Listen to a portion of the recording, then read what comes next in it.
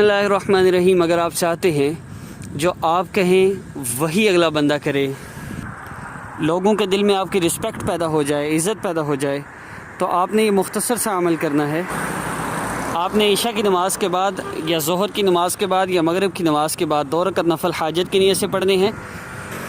اس کے بعد آپ نے حاجت کی نیت سے جو 2 نفل آپ نے پڑھنے ہیں، ان میں آپ نے سورہ فاتحہ کے بعد سورۃ الفلق 3 مرتبہ پڑھنی ہے، اور دوسری رکعت میں سورۃ الناس 3 مرتبہ پڑھنی ہے، اور اس کے بعد جب آپ سلام پھیر دیں تو 3 مرتبہ درود پاک پڑھ کے 11 مرتبہ یا 21 مرتبہ آپ نے یا معز یا اللہ پڑھنا ہے اور دعا کر لینی ہے۔